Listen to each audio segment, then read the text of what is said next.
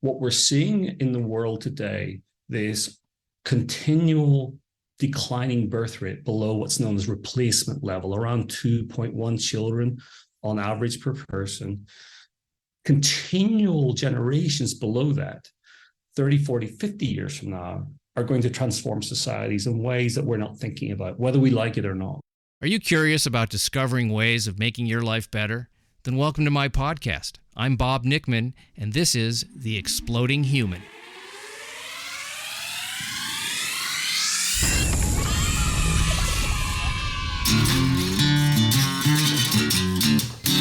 Listen in while I talk with all kinds of people in the fields of personal growth, health and healing, alternative therapies, psychology, spirituality, environment, and the future.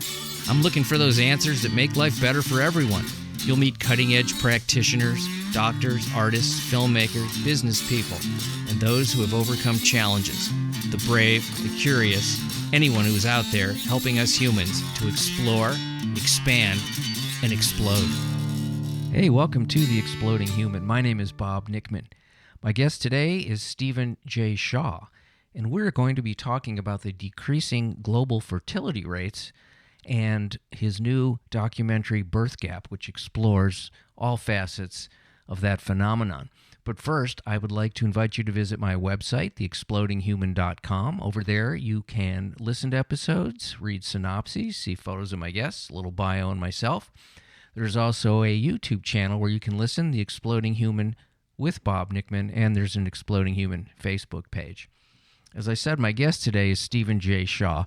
Stephen is a data analyst, and he has spent the last 7 years traveling all around the world, collecting data, having conversations about the declining global fertility rates. In the last 70 years, it's 50%. And there are many aspects of this global situation which are going to be presenting themselves in our futures. And we talk about, what the causes are and what some of the solutions are and how our communities and our thinking can change in order to improve our situation in the future. And we do get into some very interesting specifics and some of the things that people are doing already to mitigate this situation. So this is Stephen J. Shaw. Good morning, afternoon, evening, Stephen. I am in Los Angeles. You are in Japan. So the miracle of the internet. We're all over the world on this thing. So glad you're here. Appreciate your time. Yeah, good afternoon to you. It's morning here in Tokyo, so it's great to be on the show. Yeah, I have been looking over the information that I have on you, and I know let's just start with this.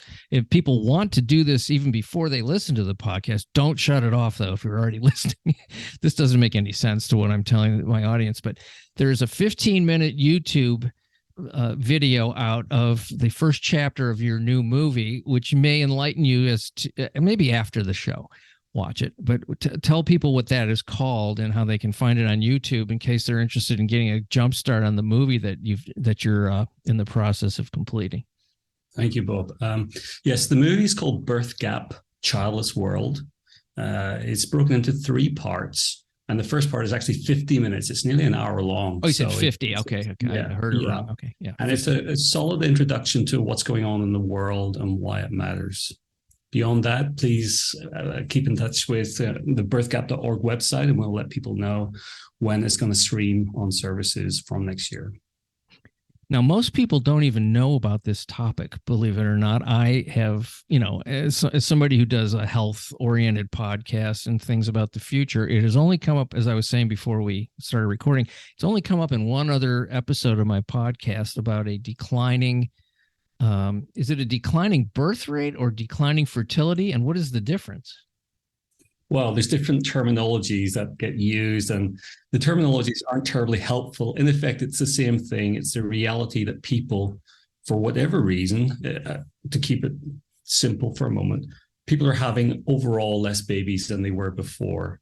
And it's got to a point now that we need to be thinking about the consequences of this, both for individual lives, for communities, and for indeed civilization in future. This was my first reaction to it when I heard it the first time. And I'm sure you've heard these things, but my audience probably hasn't heard a lot about this. But the idea is I grew up with the fear of overpopulation. there was a book called The Population Bomb that was huge in I think the 70s. And it was about declining resources, destruction to the environment, too many people to sustain the planet. Now, I understand the economic issue of younger people boosting, keeping the economy going for older people. I understand it economically. That makes complete sense to me. But are there too many people? Let's say we get this birth rate up. That doesn't do anything for the other issues caused by too many people.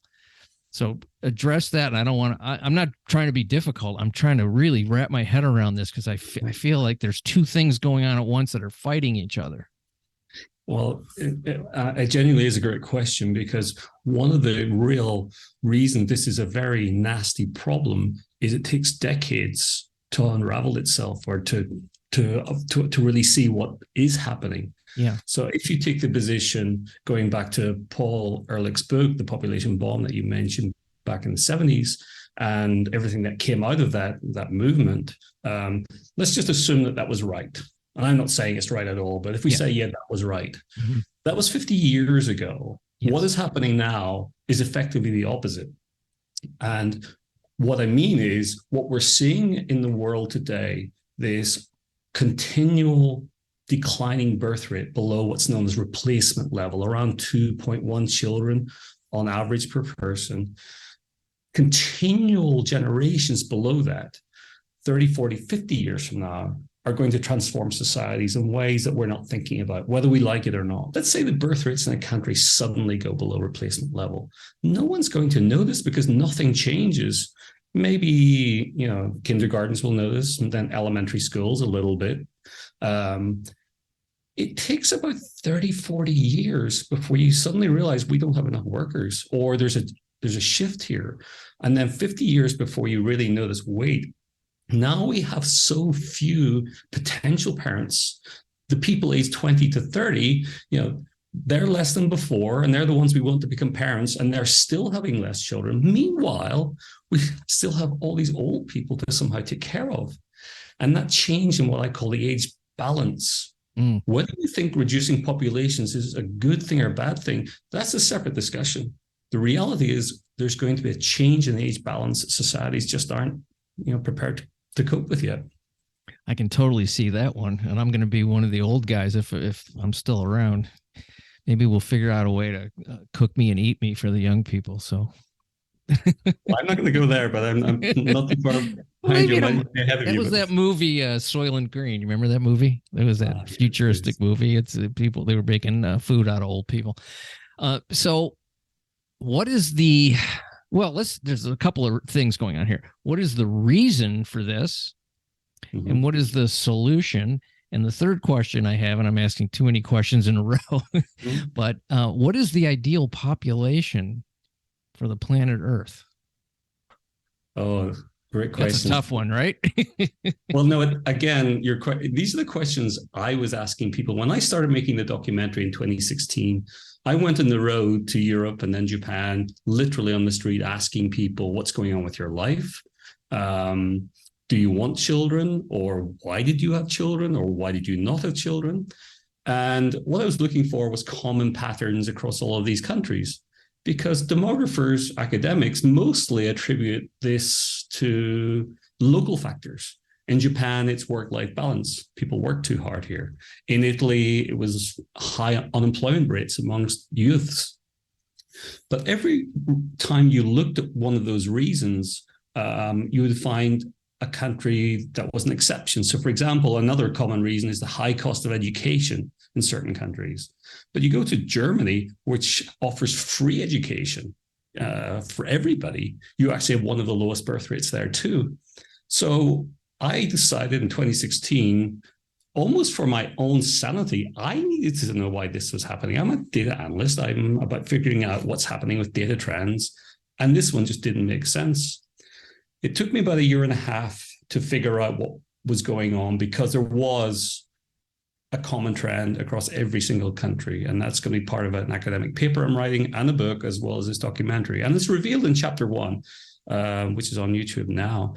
I'm not going to give everything exactly away, because I'd like to see people understand how this story evolved. But the reason ultimately, I think, is to do with people wanting children but leaving it too late. And there is a gap in people's understanding of the reality of having a child mid to late 30s, 40s, compared to, what society leads us to believe, So in the documentary, I sat down with 5 fertility doctors, and it was consistent. They were saying people have this confidence that they still have time. Of course, it works in many cases, and that's just wonderful. Sure. But more and more, those are the exceptions. So to answer your question as to why, let me say this. It is not because people are choosing to have smaller families. That's a very common myth out there. And there's certain organizations that promote that. And it's a simple thing, because if you look at the average number of children per mother, you would say, oh, this is going down. And especially if you look at countries in less developed areas of the world, certainly sub-Saharan Africa, you can see, very high birth rates, but they're going down. So there's this general movement, even in Africa, right the way through to the most developed nations. But if you look underneath it, most people's desired family size hasn't changed. What it's been caused by isn't, an unmet, number of children. And then the question is, why is that happening? Why are people leaving it too late? And I don't have all the answers for that, but I think that's where we need to ask ourselves, why are we focusing so much on other things first? And maybe that's okay. I really do want to make one point, though, lest I forget, which is my own perspective strongly, is that no one should be encouraged or forced to have a child when they're not ready for it. If that means having no children, I will be the biggest supporter of anybody in that situation. What I'm seeing, though, is a very large number of people who had either less children than they wanted or had no children at all, simply because they left it too late. To answer your question, there's one more there on what is the ideal population. I've asked a number of people people in environmental organizations, population organizations, professors, and the answer I would get, if I get an answer, it would usually be around half of what we are now. But the problem you see is, and I'm not supporting that, I think it's a numbers game and it doesn't get you very far. I think this is about reducing consumption, ultimately, not the number of the planet. But to those people who think it's a simple case, like you're driving a car, we're going too fast, let's just put the brake down to slow down for a generation or two, and then we can go on. Population dynamics don't work like that. You cannot scale a population. You either can exponentially go up, which we did, of course, in many recent decades. You go flat, or you go down at an increasingly rapid rate. So dwelling on the numbers doesn't get you very far. It's still going to come back to the same thing, which is consumption of the number of people who happen to be here. We as individuals really can't and shouldn't control that. So there's a natural way that people move in terms of population and populating or depopulating as a species, and that is really out of our control in some ways. And that's I think that's what you're saying. It has a tendency to go one way or the other. Well, it's never really gone down, has it? Historically, historically, that would only have happened in periods of war, famine, when there were temporary situations. There's very rare exceptions, France being one, maybe 200 years ago, where it went down, but those were societal things and that always recovered. The worrying thing in this situation, there are no examples anywhere of wealthy nations during peaceful times going through what we're going through right now. And by definition, there's no example that we can follow to say, oh, here's one country that at this moment in time was able to balance its birth rate, because we have to balance this. This is not an option for society. Civilizations will end or be taken over by other civilizations if this situation continues. That's just mathematical. So either we figure out how to solve this, given it's going to impact us, as this age balance changes, or we put our hands up and say some future generation is going to solve it. I'd rather we solve it now. I'd rather we find a way to ultimately balance this. And even if you don't agree with that, I'd say that we, if nothing else, need to prepare for this new world. We need to be aware of what is about to happen. But you actually did ask what the solution was. Could I answer that one now at a high level? Yeah. Then we can just stop. No, I'm sorry. It's a whole new conversation. We have the solution. It's coming. What I'm unfortunately going to say, perhaps, is that people have tried many solutions: government involvement, financial incentives, addressing things like kindergarten spaces. Those all might be good things. They probably are, and they very marginally might, in some cases, boost the birth rate. But it's very marginal. None of those things are going to solve this. Statistically, we can see this because the reality is we don't have examples. What I have found, and to sorry to disappoint anyone, when you watch the full documentary, there isn't one single aha moment. This is the solution. It asks a lot of questions. Sure. But what I've seen is that when people watch this, particularly young people. I had a 12-year-old watch it who was fascinated by it, up to college-age students who have done presentations and Q&A with. These are the people who have the ability to ask themselves questions about what they want for the society they're going to inherit and the personal decisions they might make around this. And simply having young people watch this and see the potential outcomes for their own future fuels phenomenal conversations. And I think that's where the solution lies. It lies with those young people who I believe in significant numbers will start to question a lot of things about the way society is today. Yeah, this idea that people are waiting to have kids till it's too late, for me, that would be economic. I'm older and I've had my kids already, and that's sort of, but I didn't have my first kid till I was 41, which I guess would be considered later in life for most people. Yeah. And I wasn't really worried about it because I'm a guy and my wife's a lot younger. When I think about why I would wait, it's because I want to be financially stable before I bring kids into the world, because I want them to have, a comfortable life with not a big struggle. That would be my reason. I'm sure that's one of the reasons. Well, people's careers, they want to build their careers. So there's a priority thing going on with and an expectation that I need, and I'm putting need in quotes, to be at a certain place before I have these kids. So they can have benefits of that. You said it very well. The prioritization, I think, is key, but I don't think it's people sitting down necessarily, writing out a list of what their priorities are. Society kind of tells us what the priorities are, and we follow that.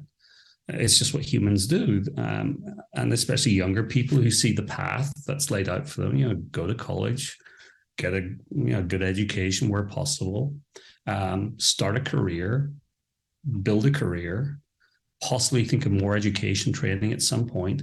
When is the right moment to kind of jump off that pathway to have a child? Well, for most people, it's probably not right now. There's something else going on. And, it may be the case that, we in our minds, we're not necessarily thinking of delaying this, but just the time is not right now. Inevitably, you get to a point where years have gone by, maybe a decade's gone by, maybe 2 decades have gone by. The reality is that this is not about pure fertility issues. I think an even bigger issue for not having children is not having the right partner at the right time. So you're now 35. It's male or female. I think men are overconfident, by the way, in their ability to have children when they're older, because they've got to find that younger woman, and they're competing with a pool of younger men for the same fertile woman. So that's another thing. But let's say you get to 35 and you're ready.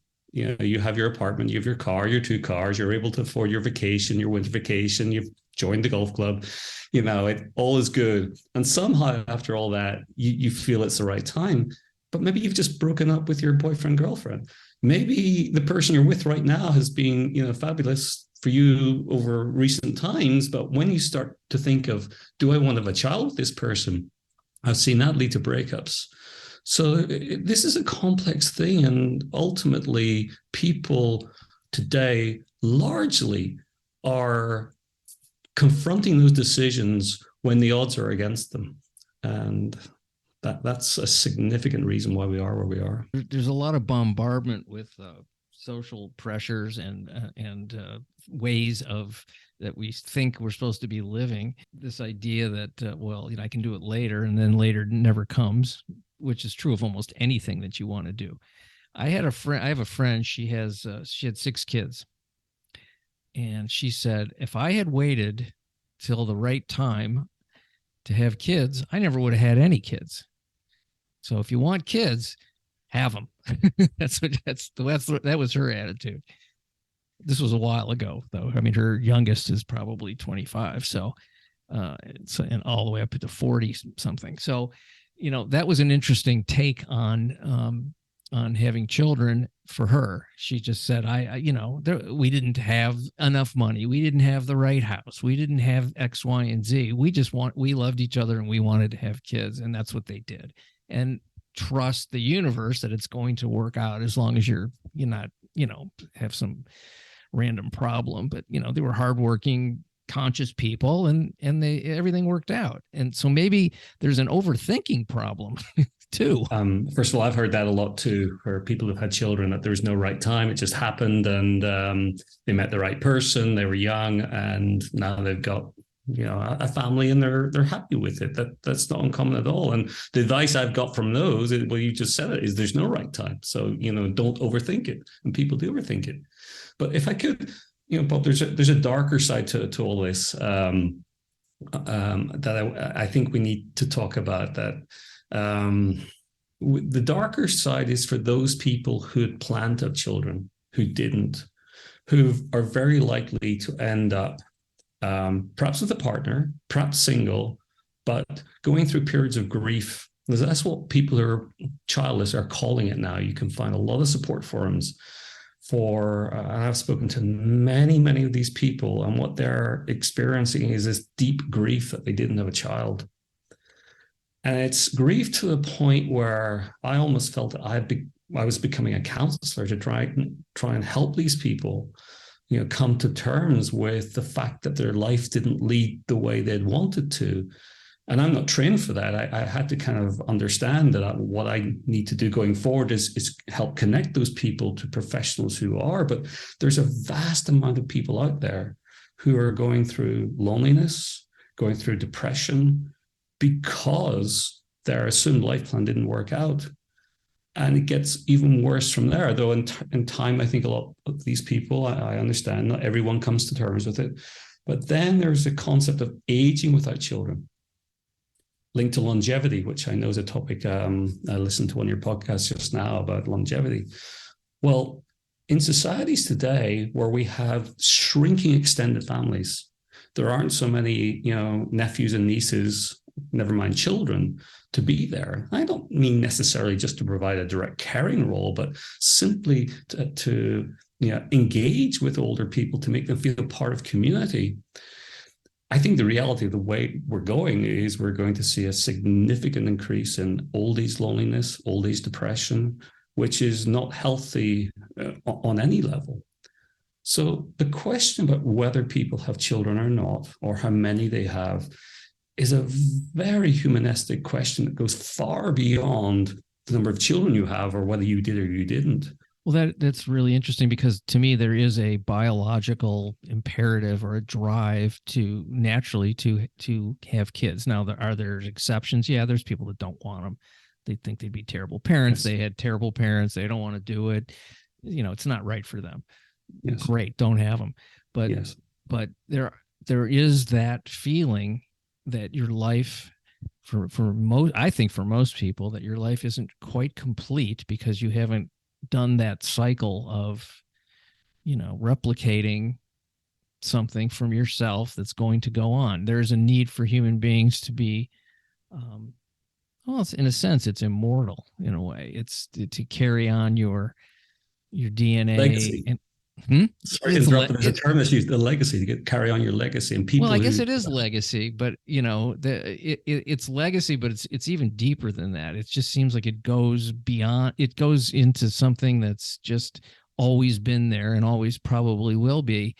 That we're a species that wants to continue itself. That's a survival thing, and there is an emotional component to it that I understand what you're saying, that it can be very heartbreaking for people, and I've seen it. I mean, I know a number of people in my life that are older now and don't have kids, and it's aside from the sort of daily living issues that present themselves, and you don't have somebody that's really close to you to help you, there is a missing piece for some of these people that is it's heartbreaking, I guess it would be the word for some of them. Yeah, and I think, frankly, what I've become more aware of is how society really isn't sympathetic or thinking about, for example, people listening to this podcast will be, who had wanted children, will be feeling very deep about what we're talking about. Yeah. I was trying to be kind of guarded about the way I just said it because I didn't want to hurt anybody. Yeah. So I hope I didn't, by the way. No, I think you were very guarded. And I certainly wasn't criticizing, but we cannot talk about this issue without being aware that there are people who you might need help, and there are support groups online for men and women who are childless, not by choice. And another, I think, misunderstood fact, to go back to your point that there are people who don't want children. Of course there are, and I'll be their biggest supporters, because that's their choice, and we should support that.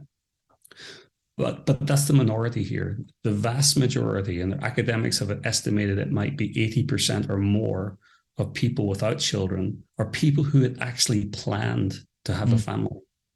Yeah. And if I can just share how that actually manifests itself, I'm talking to you in a room. I've got photographs around me from the documentary, and some of those include children. And I was doing a Zoom call with a person who had no children, and she said, I'm really upset talking to you because you've got photographs of children around you. And I would never have imagined that I could trigger something like that. And then separately, I was looking at a kind of an app to set up my Sonos speakers. I don't mean to promote a brand, but I've got a Sonos, if I can say that. And it asked me, what room is this? And one of the rooms you could choose was family room. And I thought, if I have to call my room family room, that's going to hurt a lot of people. So it's little things, I think, in society that we need to pay more attention, or let's say, be more sensitive to. People without children have a vast role by definition. Everyone has a role, but people without children can be some of the most generous with their time, the most generous with charities, and play a broad role, or should play a role in helping us re-engineer the societies, that this age balance shift. How are we going to take care of older people? We've got to pull everybody into that. And again, I just feel this conversation, it's a conversation I knew nothing about before making the documentary. I got pulled into this, but once I realized just how important this is for such a large number of people, young who want to have children, who are making decisions, and those who didn't, as well as the elderly that we're going to have to support. This is a subject that needs to go to the top of our agendas. This is a consequence that sort of numbers can't really edify. It's just it's one of those things that's just it will impact the society. And when you were I had read this amazing thing, and they're starting to do it here a little bit in a couple places in the United States, but I think it happened in somewhere in Europe. But they were taking some places that were assisted living homes, were taking in young college students to live there at a reduced rent. and for time to be spent with the elderly folks there that needed that, and vice versa. It went both ways, because people who've been around a long time, they have a lot to offer. They've seen a lot of things and they've done a lot of things, and it gave both parties purpose, meaning, compassion, and it was economically feasible. It was a brilliant idea. When I heard it, I'm like, why isn't every place doing that? It was just so cool that somebody thought of it, and two, that they were able to implement it and it worked. So that's one of the things. It has nothing to do with fertility necessarily, but it does have to do with how we're going to re-engineer the society going forward if some of these things you're talking about transpire. Well, it's a fantastic. I have never heard of exactly that, but I'm heartened by it.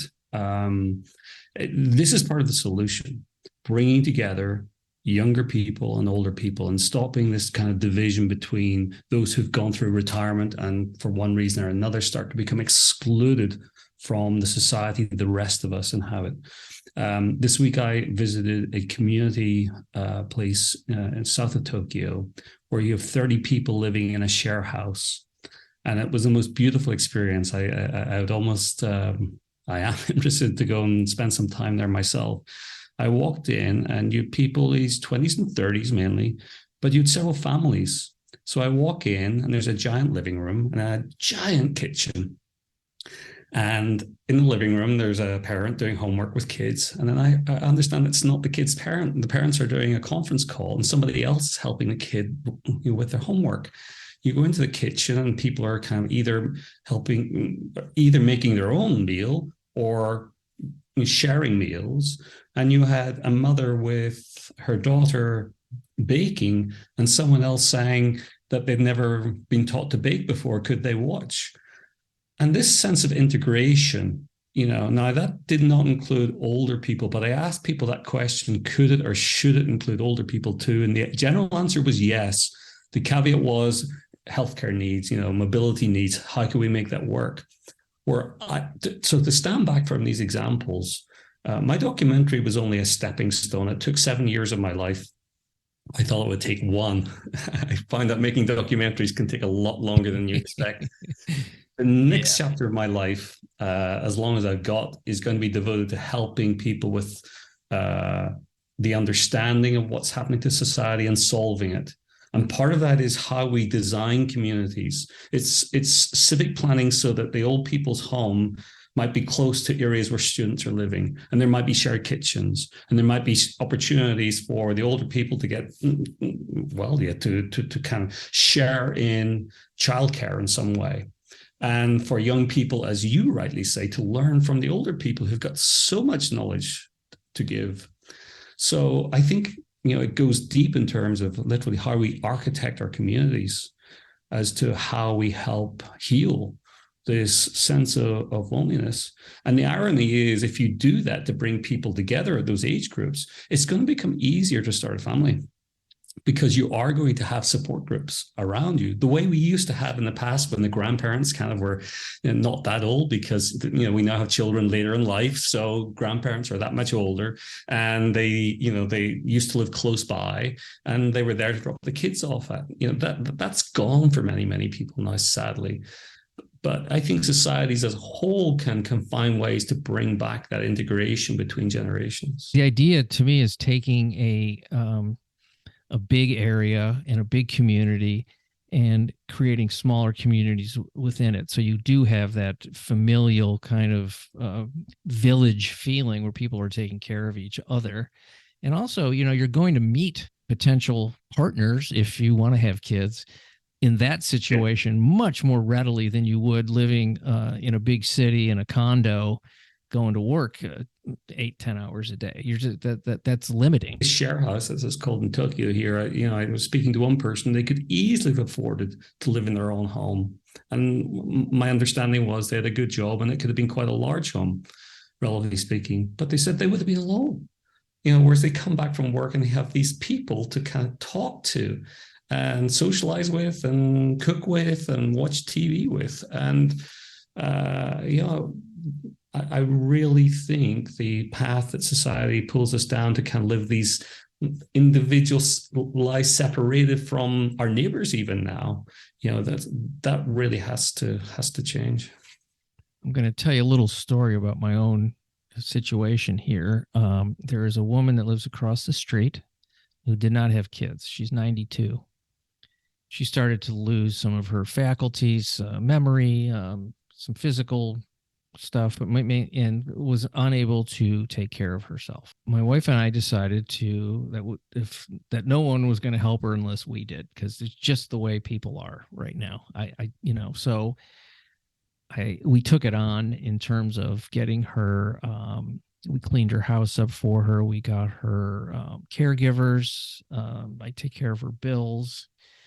And I just make sure everything is going okay. I'm happy to do it because I've known her for 20 years, and since I've lived here, and she's a good person, and it's like, if I don't do it, who's going to do it? No one's going to do it, So I just felt like this was presented to me by the universe to do the right thing, because I just couldn't live with myself knowing that I could have done something and I didn't. Now that's me, and that's, is it difficult sometimes? Yeah. Is it a pain to do it sometimes? Yeah, sometimes. But for the most part, I feel good about it. And do you know, and this is the heartbreaking part, because she's pretty happy. She's very happy, actually. The neighbors never ask about her, how she's doing. They never offer to do anything to help. They don't visit her. There is absolutely no sense that there is this woman who's lived here longer than any of them, who's alone in that sense, might need something. They don't even ask my wife or I about it, and we're sort of baffled by it. And it's almost like, are they afraid they're going to be asked to do something that they don't want to? Is it's not family, so I'm not going to care. It's not my business. All those things could be true, but how do you change people's compassion level and understanding? Or maybe you don't. And I'm not even tooting my own horn. I just, a little bit. It's a great story, and what you're doing for this woman.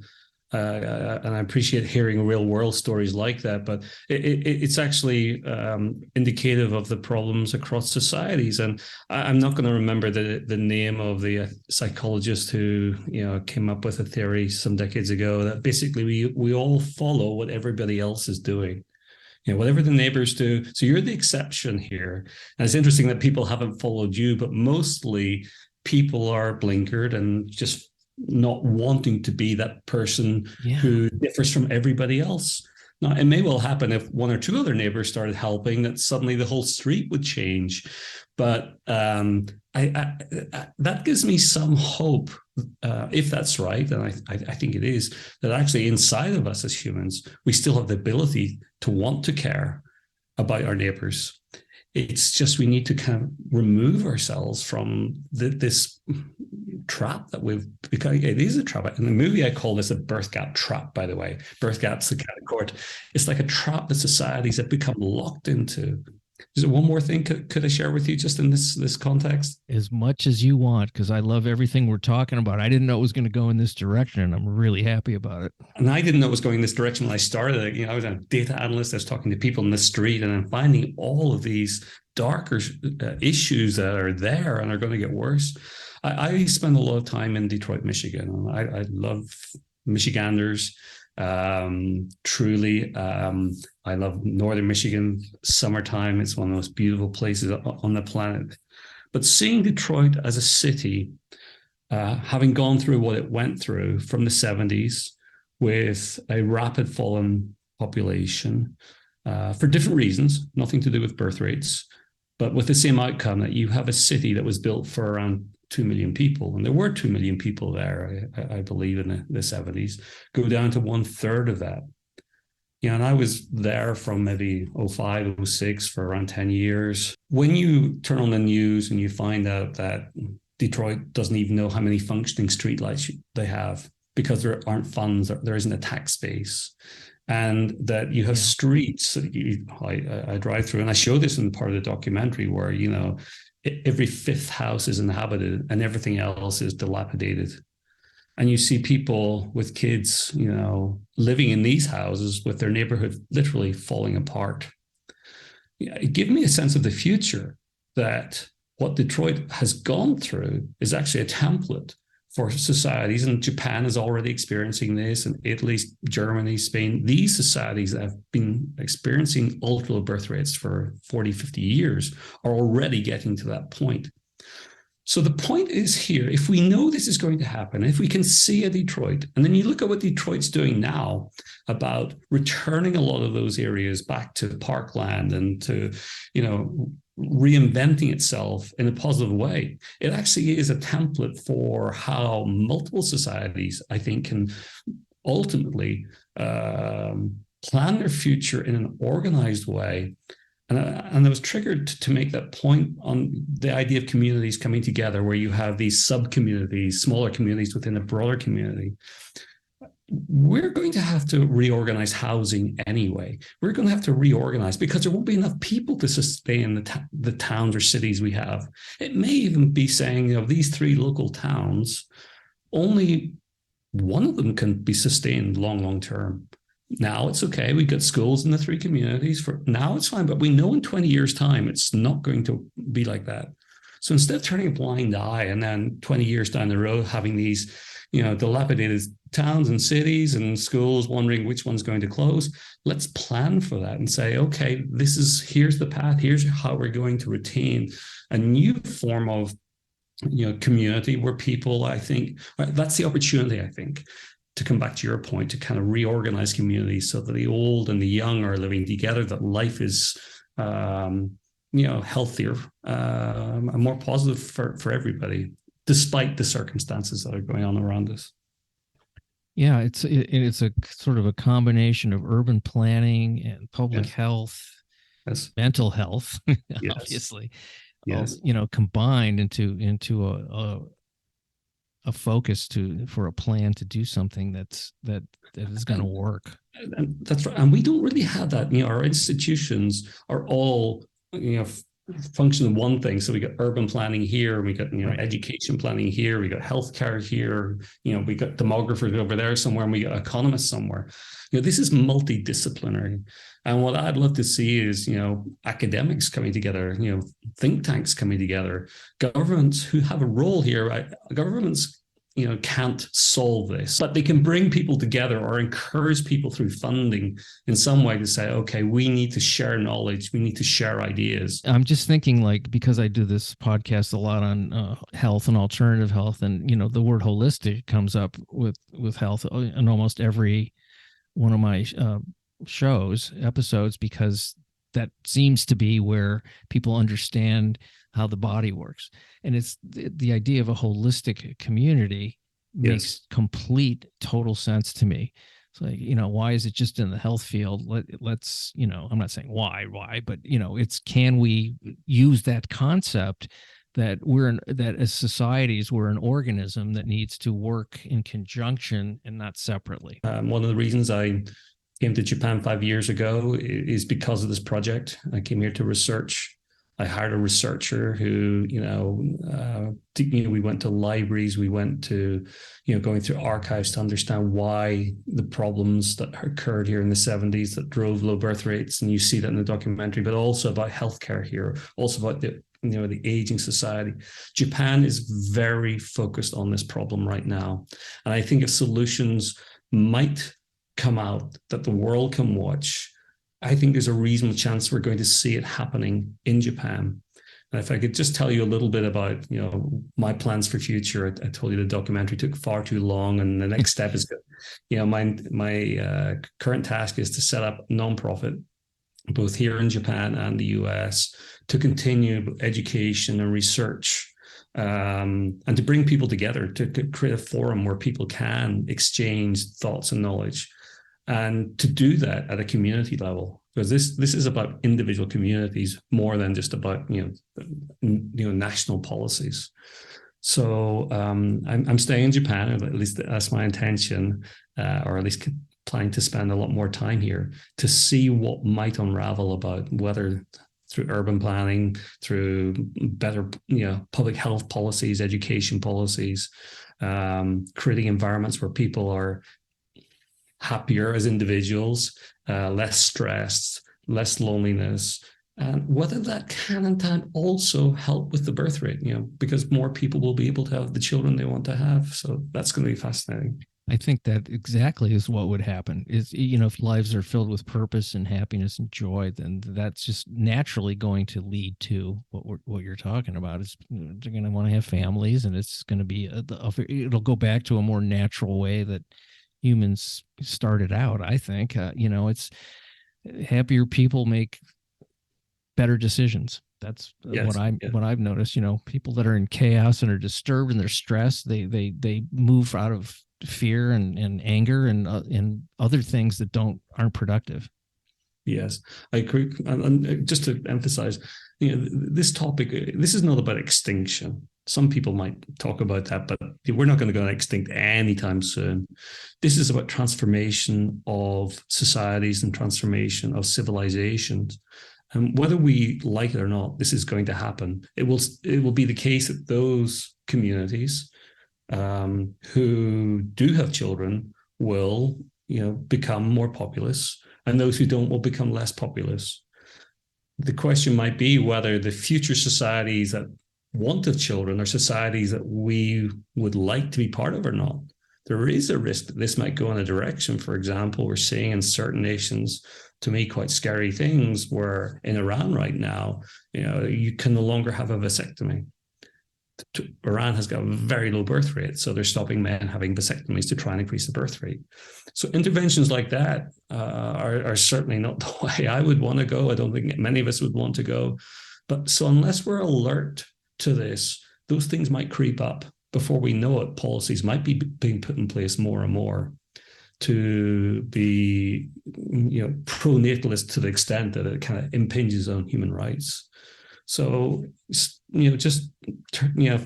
finishing this podcast and moving on to the next thing doesn't, solve anybody's problem here. This is going to come back to bite time and time and time again. And we really do need to keep this much more at the top of our minds. Yeah, I look forward to watching at least part one, because that's out, and I'm going to do that. I didn't know it was out already, so I'm going to check that out. Let's say what that is again, and how do you do lectures too? It seems like you would be a great for a TED Talk or a lecturing. I mean, you're so knowledgeable of this, and you're delightful to talk to. So I'm just throwing that out there, trying to get you another income stream.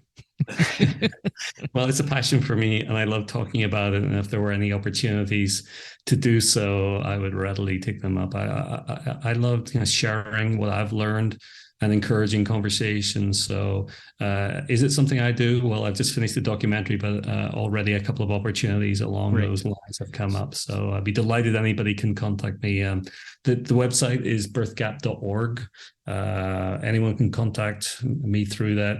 I'm Stephen, spelled with a PH, .shaw at birthgap.org. In terms of the documentary itself, it's called Birthgap, Childless World. If I would say one word of caution, this is probably a documentary that you don't want to watch alone, because it fuels so much thought. And there are dark elements to it, as you've seen from this podcast. There are elements to this that might cause deep sorrow. I don't hold back. And much more when you get into parts 2 and 3. But I would encourage people to watch it with someone, a friend, a loved one, a community group. I'd love the idea of neighbors getting together to sit down and watch this together. What a great way to get a dialogue going about these topics. And it's not to be, negative. It's to start talking about something that's there.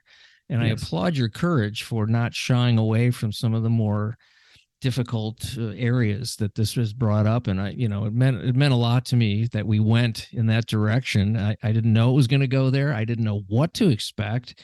And it was fantastic. I just loved talking to you, and keep up the good work. It's really, really Courageous. I guess I'll say that word again. It's courageous. I have 3 kids of my own.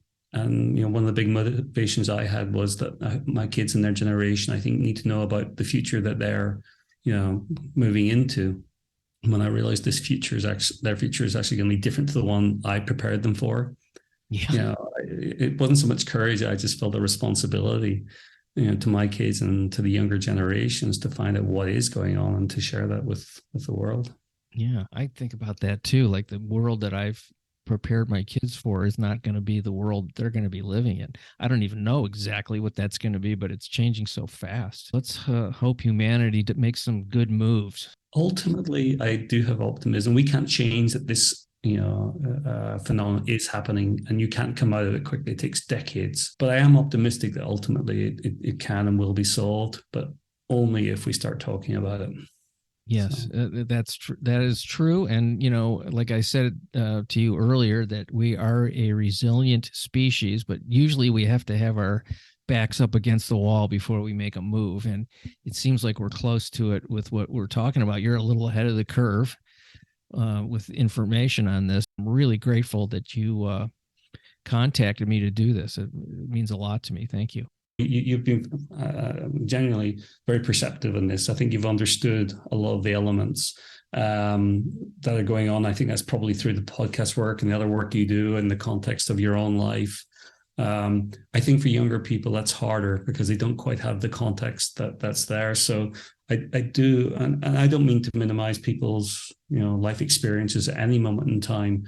But I do think that there is a role for people who are a little older, like you and me, to share with younger people that actually, the world that is changing, and that we, recognize that. I think younger people look up to the experiences of older people. At least some do, and I think we therefore have in part a responsibility to understand this phenomenon ourselves and interpret it whichever way we interpret it and share that. So it's not just me, it's also people like you, and I appreciate greatly this opportunity to come on the show and talk about it.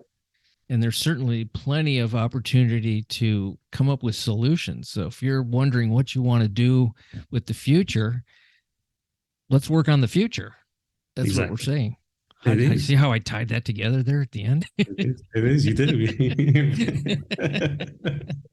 Thanks so much, Stephen. It's been such a delight to talk to you. Have a fantastic day because it's your morning. So have a great day. And thank you once again for the opportunity. Much appreciation for you folks listening to The Exploding Human. Please check out the website, theexplodinghuman.com, the YouTube channel, The Exploding Human with Bob Nickman, and The Exploding Human Facebook page. I want to thank Stephen Shaw once again for being my guest today. Please check out the movie, Birthgap, and have a fantastic day. Thank you so much.